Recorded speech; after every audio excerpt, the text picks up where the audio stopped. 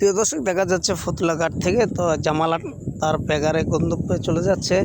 তো জামালহাট প্রত্যেক দিনই নিয়মিত চলাচল করে কলাপাড়া, দশমানিয়া ও বাঁশবেড়িয়ার উদ্দেশ্যে।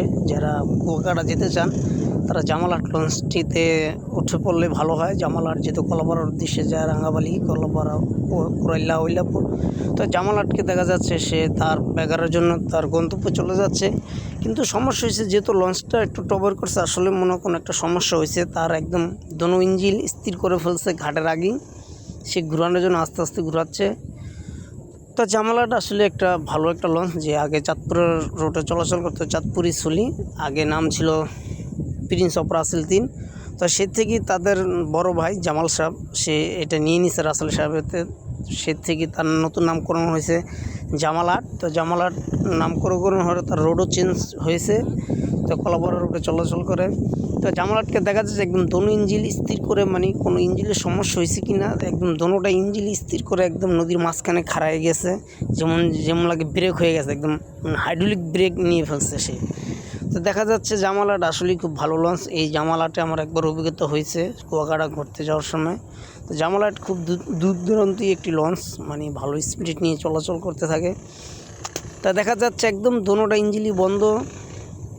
তো সম্ভবত যেটা শুনতে পারলাম, এই যে ফতুল্লাঘাট থেকে তো সে কেবিনের এক যাত্রী মানে উপরে আসলো সদাই নিতে, তো লঞ্চ ছেড়ে দিয়েছে। তার জন্য লঞ্চ মানে স্থির, মানে একদম তার জন্য থেমে গেছে লঞ্চ। তো সেই যাত্রীকে নেওয়ার জন্যই সে জামালহাট আস্তে আস্তে চালাচ্ছে। তো দেখা যাচ্ছে আবার একটু হালকা চালানোর জন্য সে একটা ইঞ্জিন, আর ডাইন সাইডের ইঞ্জিনটা যে সেটা একটু চালাচ্ছে। তো দেখা যাক সে যাত্রী এখন আসতে আসছে কিনা। তো সে যাত্রী কেনার জন্য আবারও তার ইঞ্জিন বন্ধ করে দেওয়া হচ্ছে, যেহেতু এটা একটা টাইম লোকেশনে চলাচল করে। তো তার জন্য অনেকক্ষণই, প্রায় 3 মিনিট সে নদীর মাঝখানে এরকম বেশন্ত অবস্থায় রয়ে গেছে। তো ওই যে দেখা যাচ্ছে যাত্রী সে ট্রলার দিয়ে যাচ্ছে। আসলে এরকম যাত্রীদের একটা থাকা উচিত, যেহেতু এটি টাইম মেনটেন করে লঞ্চ চলাচল হয়। সে সে যে কোনো সে সদরঘাট থেকে লঞ্চ ছাড়ার আগে কিনা উচিত। সম্ভবত সে পানি আনতে গেছিলো। তো আসলে লঞ্চে পানি পাওয়া যায়, কিন্তু একটু দাম বেশি নেয় তার জন্যই।